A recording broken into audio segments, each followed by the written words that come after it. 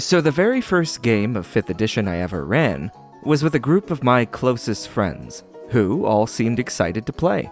There were some fun characters, including a golem whose heart/brain was a philosopher's stone, a shapeshifter wizard who talked to some bones he had, and another couple of standard player characters, a rogue and a cleric. The only character I had a problem with was the druid.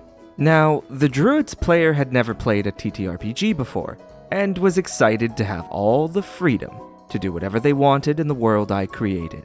However, when it came to playing, that was a different story.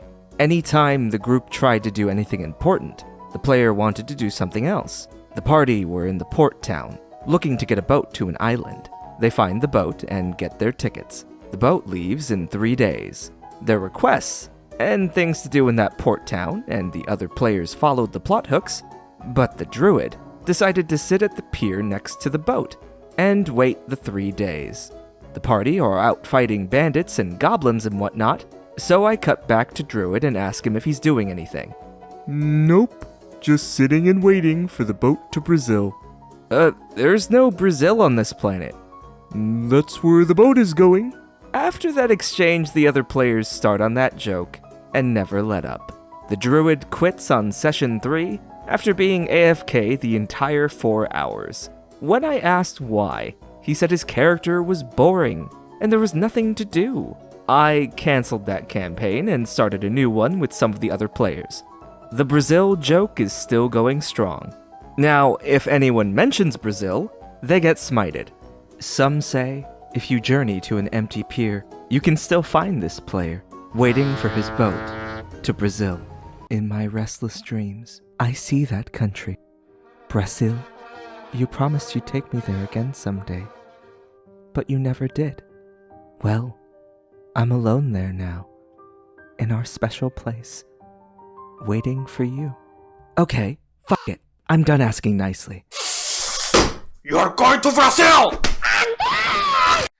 My name is Jacob Crowe, and welcome to the Crow's Perch. Here on the Crow's Perch, we dive into the latest tales of tabletop gaming adventure gone horribly wrong. And sometimes we even learn a thing or two. Oh, who am I kidding? You guys just come over here so we can group shame people over the internet through the lens of a talking cartoon bird for funsies. Now enough of my kink shaming, let's get right into it. In today's stories, we venture into the campaigns of 2 different dungeon masters in 2 different games with the same problematic goal in mind, a power fantasy. But not for the players, but strictly for the dungeon master themselves. In this first story, we find out what happens when a rules lawyer is your DM. So, without further ado, let's get our best Phoenix Wright impersonations on as we gather up a murder and dive right into this story. Me and my friend were looking for a game on Roll20, as we had played with the same group for a few years, and were looking for a new group and some new quirks. We found a group that were looking for people. My friend was accepted, and stated that he'd only play if we both could. It seemed like the DM insisted on a formal interview to make sure I was right for the campaign, which seemed a bit intense, but I felt was fair enough if they were a serious DM. After being let into the group, the DM started spouting about how professional of a DM she was, stating that her games were a hot commodity, and saying that people had offered to marry her for spaces in her games. Which, fair enough, was probably a joke, but seemed like she was going to be quality, which was cool. But then the actual game started. I chose some random artwork for my token that was a piratey guy in a big coat. The DM found it hilarious that he had his shirt off, which meant there was no end to the nip jokes. Eventually, I spoke up and said that the constant jokes were kinda killing the flow of the roleplay, but that didn't seem to stop them. The plot of the campaign was that we were amateur airship pilots, trying to find some shipping jobs. However, the DM decided that before the session began, that we had crashed our airship into a dock, meaning that every non-playable character was already hostile towards us, which again was fair enough. Until for some reason, a character attacked us during downtime in a tavern for no little reason other than us crashing. The character almost one-shot both me and my friend with an attack. When I pointed out that I was a monk and could have caught the projectile, she seemed to frantically rules lawyer that she was omitting that ability as it was too strong. Anyway, it seemed like we did no damage to the enemy, as the DM never described our attacks doing any damage to him. We finally got a job and started to fly our airship away, and we got stopped by the exports police, who stopped us to hassle us about the intricacies of our airship. My character was the captain, but we chose to hide this, and have a more refined player character pose as the captain. The officer with seemingly no role instantly saw through this, and started belittling my character despite no indication I was in control of the ship. When I complained, there was no real response from the DM. After a whole session of this officer belittling and grading us for flying off, we thought this was being built up as a massive offense and would end up in a fight. It was instead a slap on the wrist, and we were sent on our way. I was a few weeks away from moving, so I had an excuse to bail on the campaign, and my friend was very happy to do the same. TLDR. Joined a session that was made out to be super professional and exclusive, but turned out to be some weird power fantasy, where the DM seems to just want to grind down the party, belittling and constantly finding ways to be hostile. To close this, user Goldgrin Studios asks a question. Is this common amongst random DMs? I mean, clearly I'm biased because I make videos about RPG horror stories, so I'd like to pass the question off to my listeners. Is this common amongst your own encounters with random DMs on sites like Roll20 or Fantasy Grounds? Tell me about those experiences in the comments down below. Also, the Dunning-Kruger effect is in full display for this DM here. They claim to be this incredible storyteller, so much so that her players tried to marry her for spaces in her games. Granted, that was kind of funny, but I'm starting to believe this DM was being completely serious when saying that. Word of wisdom. Be a little bit careful when somebody says how great of a DM they are, especially if they're like this DM, who decided it was a great idea to just remove one of the monk's class features right in the middle of when it would be really useful right now. But hey, it could always be worse. Speaking of which, in our second story, it gets worse. In this second story, a player describes what happens when they encounter what they describe as the worst DMPC they've ever seen. To those new to the channel, you may not know what a DMPC is, and also you should subscribe to the channel. Allow me to describe it for you. A DMPC, or Dungeon Master Player Character, is what happens when the DM finds it's not enough to own the world. It's not enough to be every non-player character. It's not enough to be the environment, the politics, the nations, the kings, or the piece of crabgrass that you animated to speak to. No. They must also be in your party, delivering all of your party's monologues, becoming your party's leader, and becoming your best friend, and maybe even your lover. So without further ado, let's import your edgy OC samurai that you wrote for a Wattpad novel when you were 12 years old into your campaign, and dive right into this story. This happened a while ago during an online game of 5th edition. The DM seemed nice, and the party got along well. After a session 0, we began the campaign as caravan guards. One of the caravan guards was a black-scaled dragonborn NPC named Resnir, the star of this tale, and of the campaign as we'd later find out. Resnir was a couple of levels above the rest of the party, who were only level 1. But we didn't mind, as level 1 PCs are very squishy, and it wasn't unreasonable that there were stronger adventurers than us in the world. The caravan gets attacked by orcs, and the DM goes into great detail, describing how Resnir solos the orc chieftain and about 15 other orcs, and randomly swears that he will defeat his father after he beheads the orc chieftain. Following the session, we were all talking about the sesh, and the DM asks us what we all thought of Resnir. We'd only just met the character, so our answers were pretty lukewarm.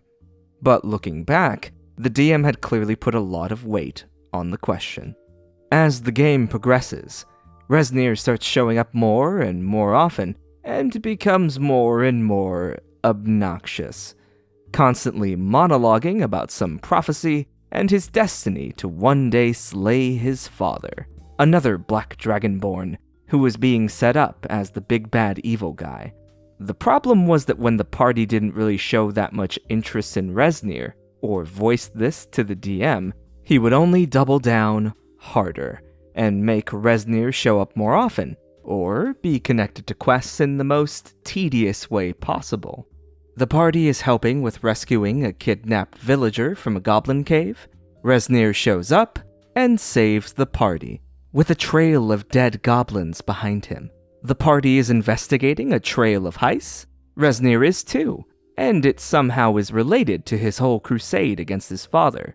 It got to the point where almost every encounter we had with an NPC that wasn't Resmir, they would either keep talking about Resmir, or would lead to Resmir.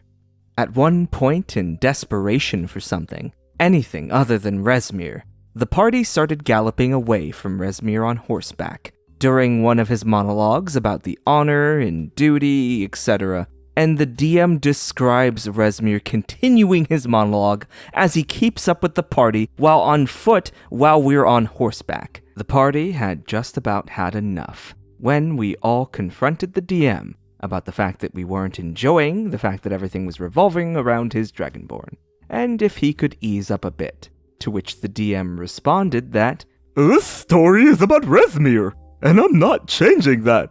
2 players immediately left the group and didn't return, and the rest of us stayed out of a sense of either desperation for a game or morbid curiosity. The remainder of us had had enough, however, and conspired to get our revenge on the DM's DMPC, who had become the object of all of our frustrations.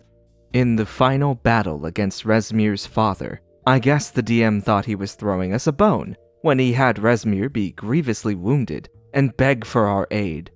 See, according to the DM, this was our defining, climactic moment, defending his DMPC from a bunch of mooks until he could gather the strength to pull together and defeat his BBEG father. But we didn't do that. Instead, almost as one, we all decided to swear our allegiance to Resmir's father, and attacked Resmir while he was down. We were pretty high level at that point, and dealt at least 200 damage to the Black Dragonborn in one round. When the DM seethed and tried to retcon our actions or hand-wave them away, we pushed back and used his own words against him over how injured Resmir was.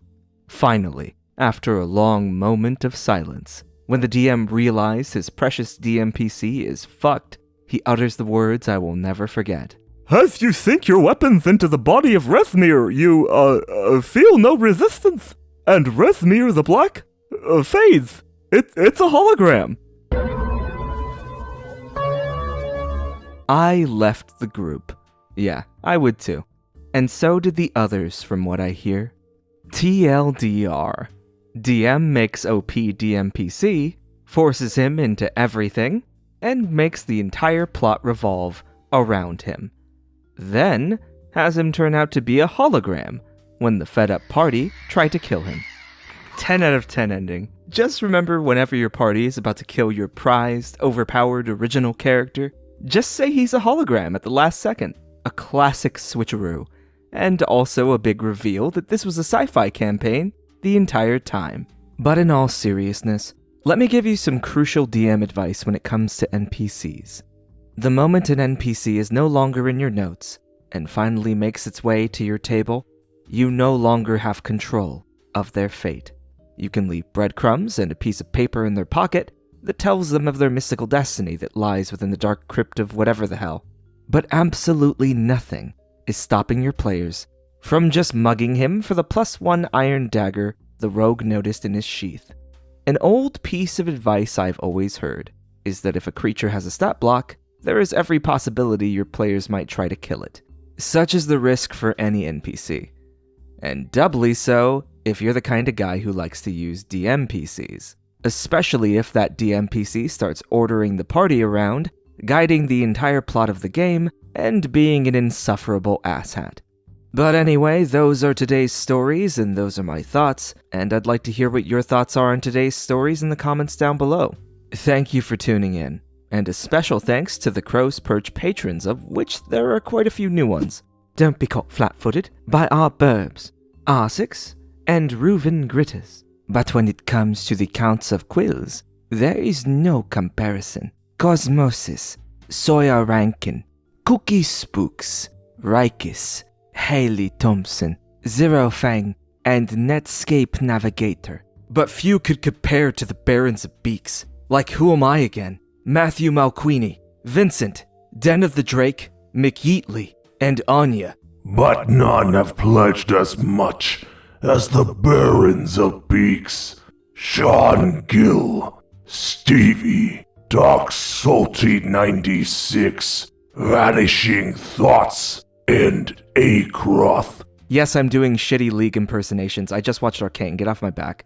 If you yourself would like to become a patron on the Crow's Perch, then feel free to follow the link in the description down below, where you can support the channel for as little as $1 a month. But before we end today's video, let's not forget Art of the Week. Art of the Week. This week is a Community Appreciation Art of the Week, where I shall be showcasing some non-channel related art, like this incredible set of sketches by user Calliope on the Crow's Perch Discord.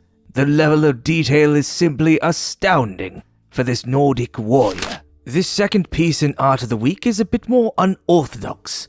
User Electroshocked Fox has been working for preparation on a spooky one-shot. This sleepy haunted hollow seems like a perfect place for a spooky one-shot adventure. Absolutely fantastic. And I truly hope your players have a hell of a time navigating this horrible haunted land. And our last piece by user Cosmosis is a beautiful piece of art showcasing the Triton Warlock, appropriately named Sushi. Is this cannibalism? You decide. You guys just make incredible stuff, I swear. And if you would like your art to be featured on next week's Art of the Week, simply head on over to the Crow's Perch Discord and submit it to our art channel. With all of that out of the way, I will see you next time as the crow flies.